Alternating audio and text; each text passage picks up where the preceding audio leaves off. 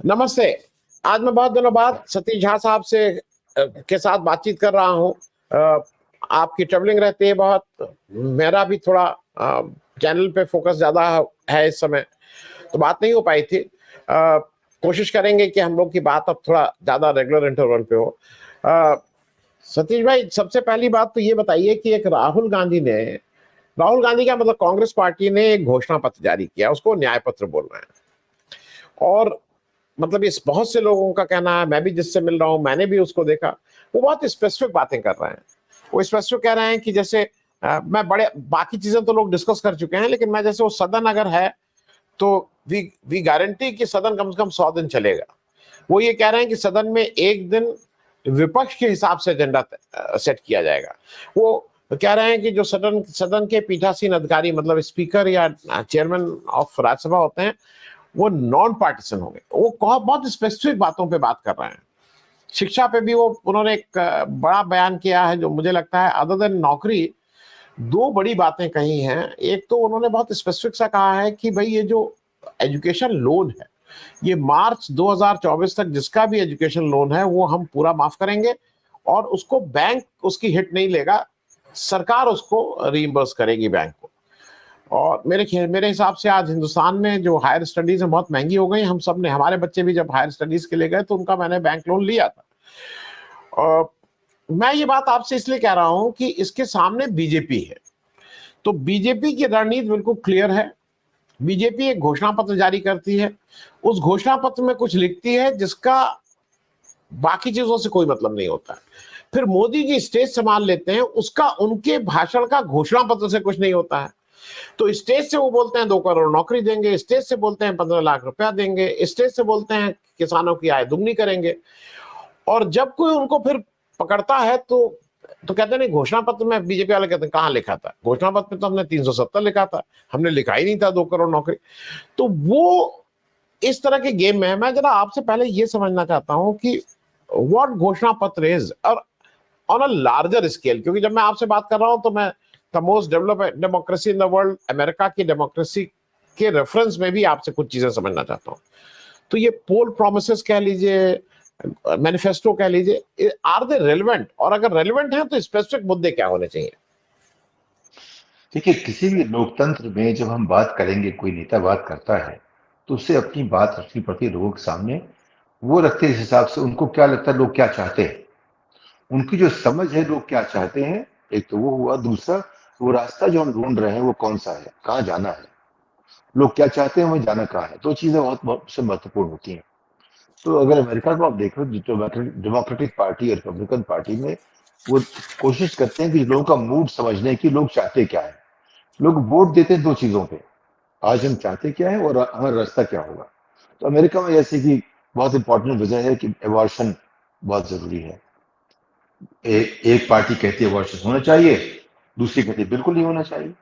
वहां पे अमेरिका बटा हुआ है। दूसरा है कि गन वाली लॉबी है। एक कहते हैं कि सेकंड अमेंडमेंट हमारा जो गारंटी करता है कि हर आदमी, हर व्यक्ति अपने गन लेके चल सकता है। एक तो वो हुआ, और दूसरे कहते हैं इस पर कंट्रोल होना चाहिए। वो डिवाइडिंग बात हो गई। उसके अलावा आती टैक्स की होती है कि टैक्स को ज्यादा चाहता है, कौन कम चाहता है। चौथी बात है गवर्नेंस की, कौन ज्यादा गवर्नेंस करता है, कौन कम में, और कौन ट्रांसपेरेंट गवर्नेंस करता है या कम की बात करता है। पांचवी बात आती है सोशल सिक्योरिटी की, कौन सोशल सिक्योरिटी चाहता है, कौन नहीं चाहता है। तो कुछ चीजें हैं, लेकिन जहां चीजें बहुत ज्यादा आइडियोलॉजिकल हो जाती हैं वो है एबॉर्शन और गन गन कंट्रोल। ये अमेरिका की बात है। तो बाकी जो चीजें होती हैं वो सब छोटी छोटी चीजें हैं, उस प्रोजेक्ट्स हैं। एम्प्लॉयमेंट की बात होती है, इंटरेस्ट रेट की बात होती है, इन्वेस्टमेंट की बात होती है, डायरेक्शन एनर्जी में बात होती है। तो वहाँ उनके जो है अरे करीब 10 मुद्दे उनके इम्पोर्टेंट हैं, और उनके आधार पर चीज चलती है। रेस रिलेशन बहुत इंपॉर्टेंट है, मान लीजिए। तो ट्रंप ने नैरेटिव बदल दिया है काफी हद तक। जो चीजें जो मानते थे रैशनल कन्वर्सेशन है, सोच समझ की वाली बात होती है, वहां से हट के वो वो पहुंचा दी उन्होंने इस जगह पे जहां अब अपने नेतृत्व की वजह से जहां ले जाना चाहे ले जाए जनता को। ये ट्रंप का मानना है। बाकी लोग सोचते हैं, सोच समझ के बोलते हैं। उनको कहते हैं नो फिल्टर लीडर, जिसको क्या बोलेगा कब क्या कह देगा पता नहीं। अभी उन्होंने वर्षन पे बात की, उन्होंने कहा कि ये स्टेट सब्जेक्ट होना चाहिए। यानी कि उन्होंने नैरेटिव जो है रिपब्लिकन पार्टी को बदल दिया है। इससे लोग नाराज होंगे, खुश होंगे, उनको देखने की बात है क्या होता है। तो उसके संदर्भ में अगर भारत में देखें तो हम देखते हैं भारतीय जनता पार्टी जो आज की तरह वो नरेंद्र भाई की पार्टी है। उनके अलावा ये पार्टी अलग हो जाती है। उनके अटल बिहारी की पार्टी थी या तो वाजपेयी की पार्टी है, इसमें दोनों तरह के लोग हैं। लेकिन उनको जो कंट्रोल करता है वो संघ के लोग हैं। वो संघ के लोग तय करते हैं कि दिशा क्या होगी। लेकिन जब नरेंद्र भाई कुछ कहते हैं तो उनको वो कुछ कर नहीं देते हैं, क्योंकि उन्होंने जो भी कहा था करके दिखा दिया। सन 73 हो गया, राम मंदिर हो गया, कुछ चीजें जो अपीसमेंट वाली बात थी वो सब की अलग से हो गई। तो यानी कि उन्होंने जो प्रॉमिस किया था वो कर दिया। तो यही इसीलिए वो कह रहे हैं कि जो हमने अब तक किया वो तो ट्रेलर था, उससे अब उनको क्रेडिबिलिटी मिली है कि आगे कुछ भी कर सके। तो आगे जो करना चाहते हैं वो उनका अपना सोचने का तरीका है। इस सरकार में 10 साल में आपने देखा होगा कि वो तमाम जो कंपल्शंस होती हैं संस्थाओं की, संस्थागत जो कंपल्शंस है उनसे अलग हट गए हैं। वो चाहे कोर्ट हो, चाहे मीडिया हो, चाहे जितनी बातें 2014 के पहले वो कहते थे वो सब अच्छी लगती थी, वो डेमोक्रेसी के लिए जरूरी थी। 2014 के बाद जब गवर्नेंस में आते हैं तो ठीक उल्टा हो जाते हैं, क्यों उसकी प्रोफेशन अलग है गवर्नेंस की। तो वो जो कहते हैं व्यवहारिकता की वजह से कहते हैं, वो ये कहते हैं कि जो संभव है जो हो सकता है। कांग्रेस पार्टी वो पंचशील की पार्टी है। जब बात करती है फॉरेन पॉलिसी उसमें एक मूल्य को लेकर आती है कि पंचशील होना चाहिए, सौहार्द होना चाहिए, शांति होनी चाहिए, एक आदर होना चाहिए दूसरे के प्रति। ये सब बातें पंचशील में आया करती है। अगर आप देखो पंचशील में उससे वाकई 5 चीजें नहीं है, कुल मिलाकर 3 ही चीजें हैं, लेकिन तीनों को 5 ढंग से कहा गया है तो पंचशील हो गया। आज की तारीख में ऐसा कोई पंचशील नहीं है, शील ही नहीं है। पंचशील तो आप कोई शील नहीं, शील की आवश्यकता ही नहीं है। क्या है, जो भी जब ठीक लगे वो कर लो। अगर डोकलम होता है तो उसको एक तरह से डील करो, कोई बात आती है अरुणाचल की उसको अलग तरह से डील करो, बात आती है ये छोटे से 285 एकड़ के टापू की, उसको अलग तरह से डील करो। तो हर चीज में एक व्यवहारिकता, और उसको किस तरह से हम ट्विस्ट करना चाहते हैं ये उनकी कला है। ये कला कांग्रेस के पास दिखती नहीं है।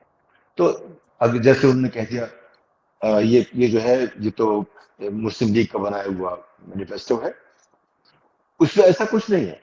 लेकिन नेता कम्युनिकेट करता है, नेता देखता है कि हमारे लोग किससे खुश होंगे, वो नैरेटिव बदल देता है। वो उसने उसको एक गलत नाम दे दिया, आप उससे लड़ते रहिए। तो वो तो उनका एक प्रेरोगेटिव है, उनकी स्टाइल है कि आप कुछ भी कहेंगे। आपने कहा ये आम है, कि भाई वो हमने छोटा सा अमरूद देखा था, अब लोग बात करते रहेंगे आम है कि अमरूद है। तो ये नेतृत्व की जो उनकी क्षमता है उसका आप कुछ नहीं कर सकते। ये बात कांग्रेस पार्टी में नहीं है। उनके पास देखिए, एक बार हम जब सत्ता निकाल रहे थे हमने एक नारा दिया, जो हम छापे सो खबर। अब आप सोचिए, लोग कहते हैं भाई जो खबर जो है वही तो छापोगे। हमने क्या कहा, जो हम छापे सो खबर।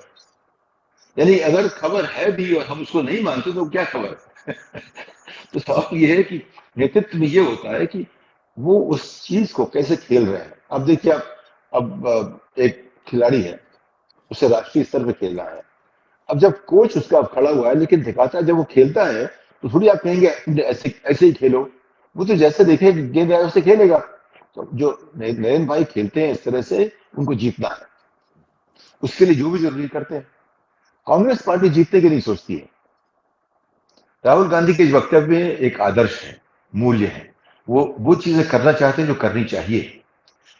उसमें जीतने वाली बात जो उसमें चाणक्य रीत नहीं दिखती, उसमें मैकियावेली का प्रिंस नहीं दिखता, उसमें आदर्श दिखते हैं। आदर्श और मूल्यों की बात एक तरफ देखिए, और हमें जीतना है और हमें सत्ता में रहना है उसके बाद दूसरी तरफ देखिए। तो दो अलग तरह की विचारधाराएं बन गई है। हमें सत्ता चाहिए जिससे कि हम जो चीज से करना चाहते हैं हम कर लें। दूसरे कहते हैं हमारे आदर्श ये है, उस पर चलना चाहिए। अपनी अच्छी बात कही, जो जो पार्टी ये कहती है विपक्ष का दिन होना चाहिए। अब 2014 के पहले का देखिए नरेंद्र भाई का, जितनी बातें उन्होंने कही हैं वो सबको आज भी करनी चाहिए थी, तब उनकी पार्टी अलग होती।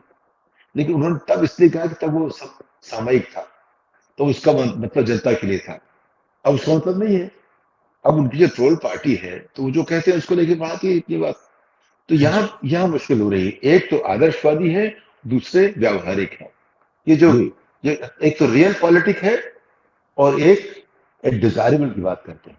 जी क्या जी सतीश भाई, हाँ, मैं एक चीज और मैंने मतलब जो मैं देख रहा हूँ जो आपसे, नरेंद्र मोदी जी और बीजेपी, करंट बीजेपी जो है नरेंद्र मोदी जी के ही उस पर चलती है। या तो ये 1000 साल के पहले की बात करेंगे या 100 साल आगे की बात करेंगे। ये आज की बात से बचते हैं। आज क्या है, ये नहीं 1000 साल पहले क्या था और 100 साल बाद क्या होगा। लेकिन इसके सामने जैसे आपने कहा कि बिना भोंडे हुए, बिना झूठ बोले, मुझे ऐसा लगता है जैसे एक राहुल गांधी ने अभी शहडोल में या नहीं हैदराबाद में उन्होंने एक बात कही, 2 ही लाइन कही। उन्होंने कहा कि रीडिस्ट्रीब्यूशन ऑफ वेल्थ की बात कही है, और दूसरे ढंग से जो लोगों ने समझाया कि भाई अब जो सरकारी पैसा है उसका डायरेक्शन गरीब आदमी के लिए होगा, उस 80 करोड़ के लिए होगा जिसको राशन मिलता है, ये मिलता है, ना कि उन 2 3 4 उद्योगपतियों के लिए। उसके हिसाब से सरकार की नीतियां नहीं बनेंगी। और ये मैं उसके बाद मैंने बहुत से लोगों से बात की है, इसको बहुत हिट किया है लोग। इसको इंदिरा गांधी के बैंक के नेशनलाइजेशन से, लोग बैंक की याद रखते हैं, कोयला, स्टील, ये सब नेशनलाइज हुआ था उस समय, उसकी याद नहीं रखते हैं। उससे कहीं जोड़ा जा रहा है कि भाई ये प्रिवी पर से जोड़ा जा रहा है कि प्रिवी पर से एक प्रिविलेज था, उसको खत्म करके अब मैं थोड़ा इस पे भी ये रीडिस्ट्रीब्यूशन, और क्योंकि इस बजट में पहली बार पूरी तरह से आर्थिक छाप है, इस बजट के हर मुद्दे का कोई ना कोई आर्थिक वो है, और उसको आप इसीलिए उसमें ऐसा लगता है कि इट इज फार रीचिंग, ज्यादा लोगों की समझ में आएगा बनस्पत लंबी चौड़ी बात करना कि इतना कर देंगे, ये कर देंगे, वो कर देंगे, ये आर्थिक बातों पे है। तो जरा रीडिस्ट्रीब्यूशन ऑफ वेल्थ पे आपका समझना चाहेंगे कि ओके, देखिए, अगर हमें संपत्ति, वेल्थ मतलब वो संपत्ति, उसको बांटने की बात करनी है, उसमें एक छोटी सी कमजोरी इस बात की है कि जो हमारे पास है उसी को बांट सकते हैं। जो लोग तरक्की की बात करते हैं वो कहते हैं अपॉर्चुनिटीज को बांटेंगे हम। जो मौके हैं, देखिए, वेल्थ बनाई जाती है, वेल्थ होती एक स्टैटिक चीज नहीं है। अगर उसको हम स्टैटिक देखेंगे वेल्थ को, तो एक बहुत बड़ी मुश्किल खड़ी होती है, मतलब क्यों बढ़ेगी नहीं। लेकिन भारत, देखिए, हमें कुछ चीज समझनी पड़ेगी जो मैं चाहता हूं कि हम लोग समझें। आज की तारीख में भारत 75 साल आजादी के हो गए, तो 75 साल पुराने आजाद देश हैं। लेकिन हम दुनिया के बाजार में, एक आदमी था स्टीव जॉब्स, जिसने कंपनी स्थापित की एप्पल। एप्पल की मार्केट वैल्यू आज उतनी ही है जितनी कि हिंदुस्तान भर की मार्केट वैल्यू है। यानी कि 50 साल से कम समय में एक आदमी, जिसके पास कुछ नहीं था, जिसके पिताजी का नाम पता नहीं था, वो आदमी इतनी बड़ी कंपनी बना सकता था जिसकी मार्केट वैल्यू हिंदुस्तान से ज्यादा हो। दूसरा आदमी है इलॉन मस्क, वो अफ्रीका में 28 साल पहले आया अमेरिका, वो सबसे रईस बन गया, उसकी कंपनी की भी मार्केट वैल्यू उसके आसपास है। तीसरा था जेफ बेजोस, उसकी भी वैल्यू जो हिंदुस्तान के भर के मार्केट वैल्यू के पास है। और फिर गूगल आ गया, सर्जी ब्रिन, कुछ रशियन ऑरिजिन का, कुछ 2 बच्चे थे, उनका मेंटोर भले हिंदुस्तानी था। यानी कि 50 साल से कम उम्र की कंपनियां 4-5 ऐसी हैं जिनकी मार्केट वैल्यू हिंदुस्तान की मार्केट वैल्यू के बराबर है। ये बात हमें समझनी चाहिए। नंबर 1, अगर हम वेल्थ को डिस्ट्रीब्यूट करेंगे तो इसी को डिस्ट्रीब्यूट करेंगे हम। अगर आपके यहाँ $3000 बिलियन की आपकी वेल्थ है, और आपके यहाँ, यानी कि $3000 बिलियन, $1 बिलियन 8000 करोड़ का हुआ, तो 3000 गुना 8000 करोगे तक 8 या 24 गुणे 10 लाख, यानी कि 2 करोड़ 40 लाख करोड़ की बात कर रहे हैं। इतने पैसा, 2 करोड़ 40 लाख करोड़ का बेचोगे, अगर बांट दोगे, देश की आबादी 140 करोड़ की है, तो सबको 2.4/140, यानी कि 2 3 4 5 लाख मिलेंगे। ये ना मिलेगा, उससे क्या होगा? तो वो जो है अपने आप एक आदर्श की बात हो गई। लेकिन अगर आप लोगों को बताना चाहते हो क्या चाहते हैं, बराबरी चाहते हैं, उसके लिए अच्छा नारा है, तो ये नारा अच्छा है, लेकिन करने के लिए हमें करना पड़ेगा 1-2 चीजें। तो हर आदमी को उतना सक्षम बनाइए कि वो कुछ कर सके, और उसको मौके ऐसे दीजिए कि वो कुछ पा सके। आज की तारीख में 92% लोग सक्षम नहीं है, बनाए नहीं गए हैं। इस सरकार ने, जो हमारी पिछले से चल रही है, उसका नाम जो भी हो, वो चाहे कांग्रेस सरकार थी या सभ्य सरकार थी या भाजपा की सरकार है, जिसकी, सबने शिक्षा में और हम लोगों को योग्य बनाने के लिए कुछ भी काम नहीं किया है, नेहरू जी के अलावा। नेहरू जी ने किया काम 50,000 लोगों के लिए, IIT, IIM। आज की तारीख में हमारे पास करीब 1960 से लेकर के 2 लाख लोग आईआईटी जा चुके हैं। उसमें 1 लाख लोग ओरिजिनल आईआईटी में गए, बाकी 1 लाख लोग जो नई आईआईटी बने इसमें गए। तो 2 लाख लोग भारतीय हैं जो कि आईआईटी में गए हैं कुल। ऐसे जो है करीब 50,000 हैं जो आईआईएम्स में गए हैं। जो भारत की आज की संपत्ति है उसके अलावा वो लोग हैं जो कि बिना पढ़े लिखे, धीरूभाई अंबानी, गौतम अडानी, इस तरह के बिना पढ़े लिखे जिन्होंने समझने की कोशिश की और संपत्ति बनाई, उन्होंने नई संपत्ति बनाई इन लोगों ने। हमें वो लोग चाहे जो नई संपत्ति बनाए, उसको बांटने का मौका मिले। तो आदर्श के नाम पे, पॉलिटिकल स्लोगन के नाम पे ये अच्छा नारा है, क्योंकि वो लोग समझेंगे जिनको समझने की शिक्षा दी नहीं गई, वो लोग समझ जाएंगे इस बात को और उससे उनका रुझान बढ़ेगा इस तरफ। तो पॉलिटिकल स्लोगन ठीक है, रीपर्स भी ऐसा ही था, गरीबी हटाओ भी ऐसे ही नारा था, तो जो बैंक नेशनलाइजेशन की बात है वो भी ऐसा था।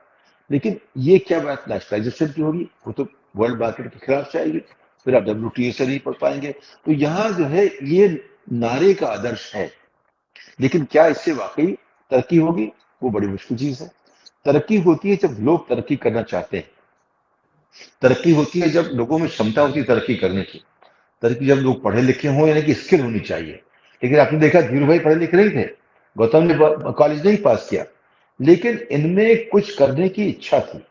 तो आज की जो आप राजनीति देख रहे हैं, उनमें वो इच्छा जगाने का ढंढोरा पीटा गया है अभी तक। उससे लोगों में उत्सुकता होती है, उत्साह बढ़ता है, कुछ करते हैं, लेकिन उससे अच्छा काम करेंगे नहीं क्या। देखिए आज की तारीख में रिलायंस कोई नई चीज नहीं कर सकती, अडानी कोई नई चीज नहीं कर सकता। ये लोग जहां पे दुनिया चल रही है उसके 6 पीढ़ी पीछे हैं। जो ईजाद हो गया उसका इस्तेमाल कर सकते हैं, लेकिन ईजाद नहीं कर सकते। ईजाद करने का माहौल बनाने के लिए कई पीढ़ियां लग जाती हैं। यूरोप में था एक जमाने में, वो खत्म हो गया, अमेरिका पहुंच गया, क्योंकि यूरोप की राजनीति बदल गई। तो राजनीति का काफी बड़ा योगदान होता है ये बनाने में, और बाजार का होता है। तो अगर बाजार के नियमों को ऐसा रखने देंगे कि लोग उत्साहित हो, कुछ नया करें, तो अलग बात होगी। अगर बाजार के नियम ऐसे होंगे जिससे कि लोग आगे ना देख सकें, तो चीजें खत्म हो जाएंगी। यूरोप में नई चीजें ईजाद होती है, सब अमेरिका में होती है, 95% अमेरिका में होती है। बात सोचने की यहाँ पे है। तो जब वो कहते हैं कि रीडिस्ट्रीब्यूशन ऑफ वेल्थ, संपत्ति का हम पुनर्वितरण करेंगे, उससे संपत्ति आपके पास एक कंपनी से छोटी संपत्ति पूरे देश की है, तो क्या बांटोगे आप। ये बात हमें हर भारतीय को समझनी चाहिए, हर नेता को समझनी चाहिए, राहुल गांधी को समझनी चाहिए कि हिंदुस्तान की मार्केट वैल्यू एप्पल की मार्केट वैल्यू के आसपास है, या माइक्रोसॉफ्ट की या अमेजॉन के, या इन सब के आसपास है। हमारा देश मार्केट वैल्यू में इनके बराबर है, बस इतना ही बड़ा। हमारे पास 140 करोड़ लोग हो, लेकिन हमारी वैल्यू 10 लाख लोग कंपनी छोटी है। ये जब तक समझेंगे नहीं हमें, तो हम सीखेंगे नहीं। कैसे कायदे से सीखते हैं, देखा जाए कैसे कैसे भविष्य को देखते हैं। तो यहाँ सवाल जो है बहुत बड़ा है। एज ए पॉलिटिकल स्लोगन बहुत अच्छा है जी। लेकिन मैं एज ए पॉलिसी ठीक नहीं है जी।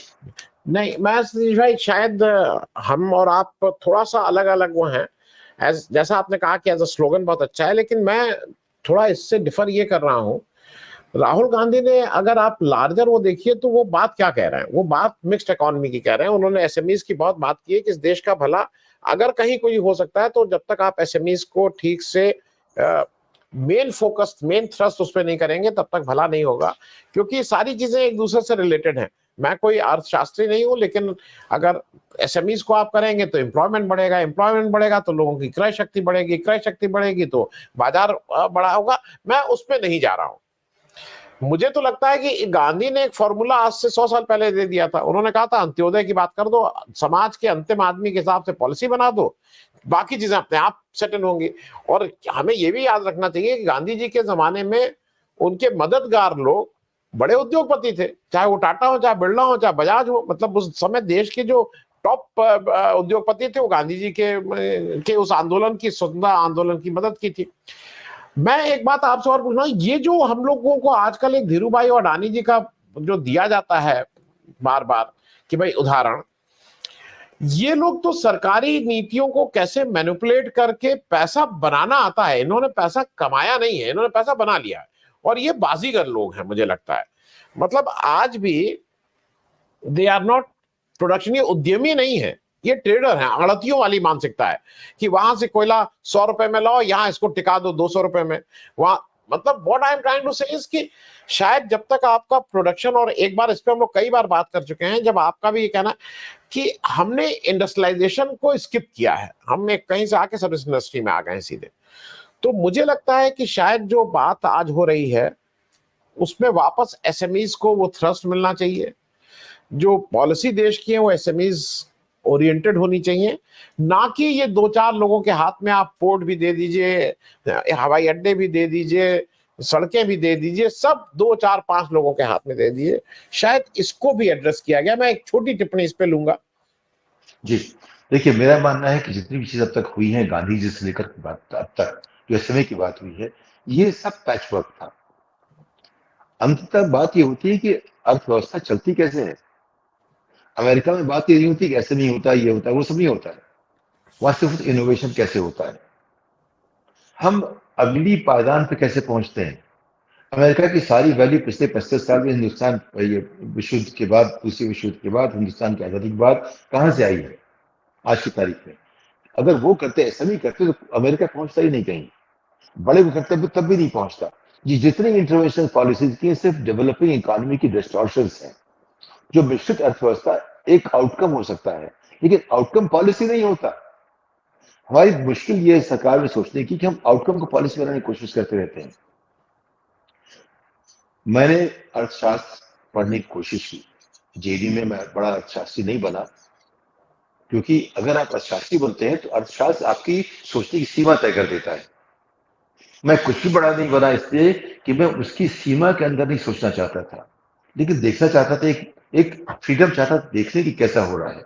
हमारा नजरिया अलग होगा, लेकिन मैं देखता हूं जिस तरह से अमेरिका को, अमेरिका ने ये नहीं कहा कि बड़े उद्योग, वहां उन्होंने मुनाफे की बात की थी खत्म करने की। हमारे देश में हुई, तुमने कहा कि ये तो कम्युनिस्टिक है। वहां होता तो वो लोग कोई कम्युनिस्ट की बात नहीं करता। जितना प्रेशर मुनाफे के खिलाफ अमेरिका में है, हमारे देश में नहीं है। ऐसा क्यों है? वो कहते हैं कि बाजार के जो नियम है वो ऐसे होने चाहिए कि हर आदमी को मौका मिलता रहे। हम वो नहीं करते। उसमें एसएमई या लार्ज इंडस्ट्रीज या सब बात कभी भी हिंदुस्तान ने 75 साल में, मैं ये बात हर बार कहना चाहता हूं कि ना एक टेक्नोलॉजी, ना एक प्रोडक्ट, ना एक कॉन्सेप्ट, ना एक किताब, ना एक कविता ऐसी लिखी दुनिया कहती है कि ऐसी है, हम उसको याद रखना चाहते हैं। कि ऐसा क्यों है? हमने कभी ऐसा कुछ किया ही नहीं। आप ठीक कह रहे हैं कि लेकिन धीरू भाई ने पेट्रोलियम कंपनी बनाई। उन्होंने पहली बार प्रोजेक्ट मैनेजमेंट पे सबसे अच्छा काम कराया, मुकेश ने किया। उन्होंने कुछ चीजें ऐसी की कि बाजार ने उनको उसके लिए शाबाशी दी। उसके बाद उसके लिए जो करने पड़े नियम, उन्होंने उस पर लड़ाई की। जो डेमोक्रेटाइजेशन इन्वेस्टमेंट देश में अब तक हुआ है, भले ही 5% करते हो, उसमें धीरू भाई का बहुत बड़ा हाथ था। उन्होंने बड़ी गलतियां की, बड़ी मुश्किलें वो है। गौतम अडानी ट्रेडर है, जो आप बात करें बिल्कुल साफ है। उसने संस्थाओं का इस्तेमाल किया बड़ा होने के लिए।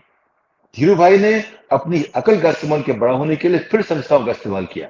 दोनों थोड़ा फर्क था रास्तों में, दो रास्ते अलग अलग है, लेकिन ये दोनों ने दो रास्ते निकाल के जो जो ऊंचाई स्थापित की अपने लिए, वो अपने आप में तारीफ, काबिल तारीफ है। लेकिन उससे हिंदुस्तान 6 पीढ़ी आगे नहीं जा सकता। इन दोनों कंपनियों में एक नई चीज पैदा करने की ताकत नहीं है। उसके लिए माहौल बनाना पड़ेगा। वो माहौल जो है, जब हर आदमी को क्षमता होगी पढ़ लिख के आगे बढ़ने की। जो अमेरिका में जो लोग इनोवेट करते हैं, वो बिजनेस में नहीं होते। वो लोग होते हैं जिन्होंने सोचना शुरू किया कि हम कैसे आगे आने वाले समय में कौन सा ऐसा काम करें जो जिससे चीजें और आसान हो जाए, और जिससे एक सुविधा हो और लागत कम हो। सारी बातें इसमें होती हैं। कैसे ऐसा करें चीजें अच्छी हो जाए। जैसे अब डीन केमन है। डीन केमन इनोवेटर है, जैसे कि बेंजामिन फ्रैंकलिन होते थे। उन्होंने हार्ट स्टेंट बनाया। उनने ऐसी बनाई कुर्सी जो सीढ़ी चढ़ती है, आप गिर नहीं सकते, क्योंकि उनके पिताजी गिर गए थे। उनने करीब 200 इस तरह की इजाद की। उन्हें एक पानी प्योर करने की मशीन बनाई, बड़ी महंगी हो गई थी, जो कि सुगर के पानी को लेकर के वो भी साफ करेगी और साथ में एनर्जी पैदा करेगी। अब वो आप हर गांव में लगा दो, लेकिन महंगी है तो उसका इस्तेमाल नहीं हो सकता। अंत में चीजें ऐसी होनी चाहिए कि उस समय की अर्थव्यवस्था उसका इस्तेमाल कर सके। तो वो जो बनाई अमेरिका के लिए बनाई, हाँ ठीक है। उन्होंने सेगवे बनाया, आदमी खड़ा हो जाता है, वो चलना शुरू कर देती है। जैसे वो, तो उनकी जितनी ईजाद चीजें हैं वो ऐसी हैं जो कि हमारे सोचने की क्षमता से कहीं बाहर चली जाती हैं। जब तक वो माहौल नहीं बनेगा देश में, हम कुछ नहीं करेंगे।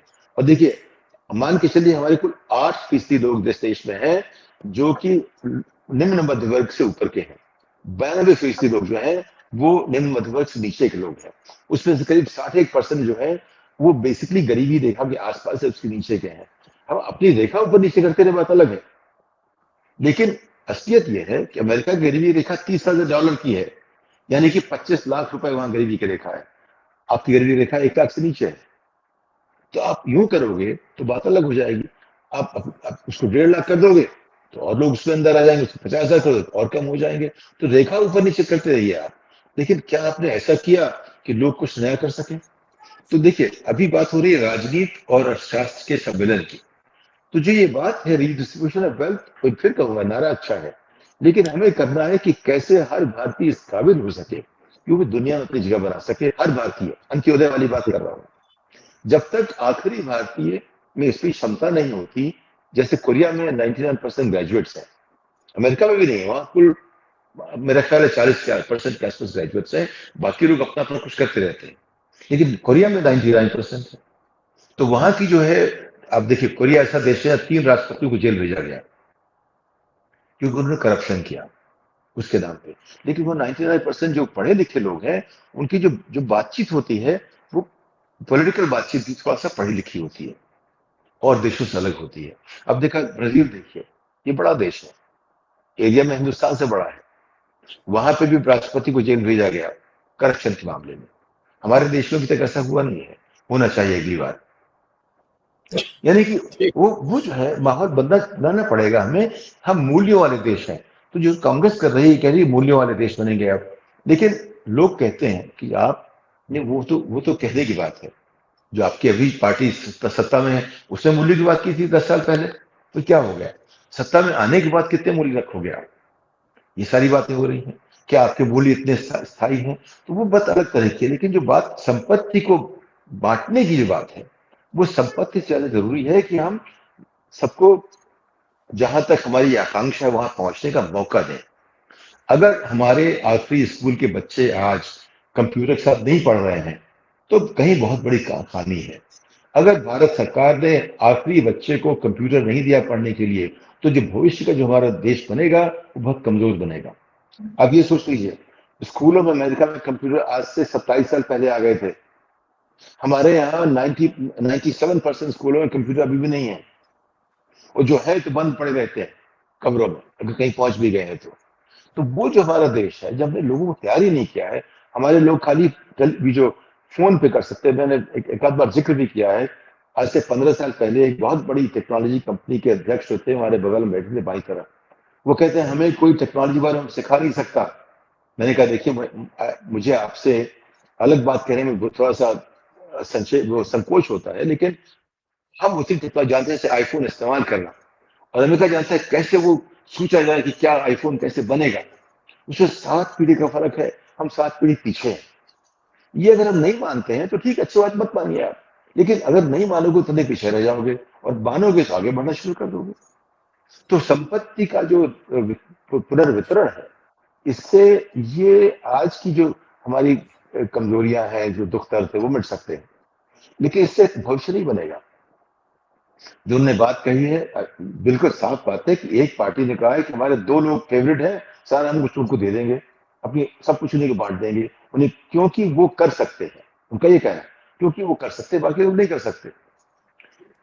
लेकिन जी। सब कर सकते हैं, सब कर सकते हैं अगर उनको मौका दिया जाए।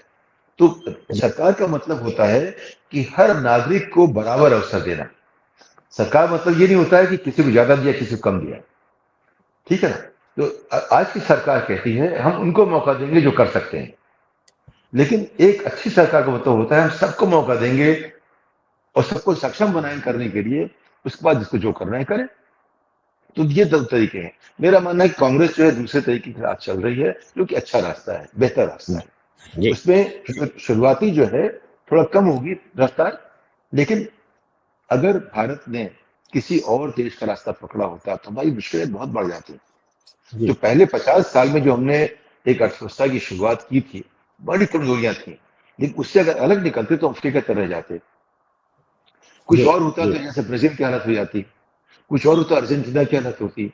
हमने वो सब दुख नहीं देखे, क्योंकि हमने बहुत सोच समझ के किया। भारत के अर्थशास्त्री जैसे भी थे, उन्होंने देश को चलाने में अर्थव्यवस्था के हिसाब से ठीक का काम किया, तरक्की के साथ नहीं किया। तरक्की की जो दिशा होती है वो अर्थव्यवस्था की दिशा से नहीं चलती है। अर्थव्यवस्था जो है आज का कॉन्सेप्ट है और तरक्की जो है फ्यूचर कॉन्सेप्ट है। ठीक। अर्थव्यवस्था आज की तारीख में कैसे हम आज की जिंदगी चलाएं वो देखते हैं वो लोग। देखिए किसी ने भविष्य की बात नहीं सोची। मैं अटल जी से जब उन्होंने मुझे बुलाया कि आप योजना आयोग के सदस्य बन जाइए, 1998 की शायद बात है, तो मैंने उनसे यही कहा था कि हमें जो देखता है कि हमारे लोग 5 साल की योजना न बनाए, 20 साल की बनाए। जैसे 5 साल के बच्चे को आप घर से निकाल दोगे तो कहाँ जाएगा वो? भिखारी बन जाएगा, हाथ पैर कट जाएंगे उसके। वो 20 साल हो जाता है तो कुछ कर लेता है। तो योजना 20 साल की करिए आप। ये चीजें जो जी है बहुत अच्छा। जो मुश्किल ये है कि हर आदमी बहुत होशियार है, जी तो जो जितने कर सकता है वो करता रहता है। तो कांग्रेस के लोग बड़े होशियार, उन्होंने आपको पूर्ण वितरण बात कर दी, और भाजपा के लोग बड़े होशियार, उन्होंने कहा सारा कुछ गौतम भाई को दे दो। तो ठीक ये है। दो तरीके हैं। लेकिन मेरा ठीक। मानना है कि जब तक अंत्योदय की बात नहीं होती, कि हर भारतीय जो है, आखिरी भारतीय में वो क्षमता होनी चाहिए कि वो जैसे दुनिया के लोग करते हैं, कंप्यूटर भी देख सके, काम कर सके, पढ़ सके, लिख सके, सोच सके। सोचने ठीक। वाला भारतीय बनाएगा भविष्य का भारत। ठीक। ठीक है। मैंने थैंक यू आपकी सो बात मच। नहीं किया, आपकी बात नहीं मैंने कही, शायद आपके मन की बात हाँ। ना कही हो, लेकिन नहीं नहीं नहीं, मैंने मन की बात ये नहीं नहीं नहीं बिल्कुल। मेरा सिर्फ कहना यह है कि आप 5 साल की योजना आयोग, आपको लगता था 30 साल का योजना आयोग होना चाहिए। हमारी इस सरकार ने योजना आयोग ही को खत्म कर दिया, उसके हिसाब से योजना की जरूरत ही नहीं है। तो मैं शायद वो ग्लेयरिंग एग्जाम्पल हम दर्शकों तक कम्युनिकेट नहीं कर पाए हैं, ऐसा मुझे लगता है। क्योंकि एक तरफ एक व्यक्ति हैं, आप कहते हैं, आपका कहना है कि तरक्की की बात होनी चाहिए। ये कहता तो है 100 साल बाद ऐसी तरक्की हो जाएगी कि दुनिया में आप क्या विश्व गुरु नहीं, आप पूरे मंगल और चंद्रमा से आगे निकल जाओगे। तो इस तरह की मैं आपको एक उदाहरण दूंगा अनिल भाई। हम लोग जब मैं शॉर्ट में रखेंगे क्योंकि लंबा हो गया है, बिल्कुल 32 मिनट हो। मैं कह रहा हूँ कि आप थोड़ा सा कहीं काट लीजिएगा, लेकिन एक उदाहरण दूंगा। जब मैं चेयरमैन था जेम्स मार्टिन कंपनी का, हमारा जो सेल्स का हेड था, उसने कहा कि साहब मैं ये करके दिखा दूंगा। जब लगा कि नहीं होगा तो उसने एक और बड़ा गुब्बारा बना दिया, साहब ये हो जाएगा, वो नहीं होगा और बड़ा गुब्बारा।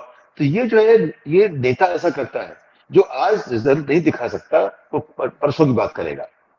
तो ये तो आप जानते हो, जो ये नेता युवकों कह रहे हैं कि कुछ नहीं कर पाए इस साल, तो कहीं 10 साल बाद होगा।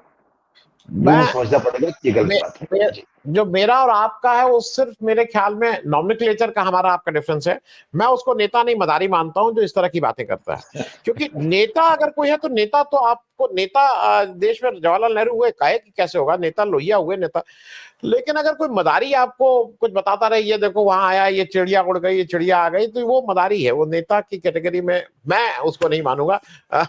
बहुत बहुत मेरे नाम से पाइट पाइपर जो कहते हैं ना, अब याद है ना correct correct correct, yes that I जी। I agree. बहुत बहुत धन्यवाद सतीश भाई बात करने के लिए। और कोशिश करेंगे कि ये चर्चा आगे भी जारी रहे, क्योंकि एक बिल्कुल। कम से कम हम लोग चर्चा कर लेते हैं तो कुछ क्लैरिटी और भी होने लगती है, दर्शकों को भी क्लैरिटी होने लगती है। थैंक यू सो मच, धन्यवाद। जी नमस्कार।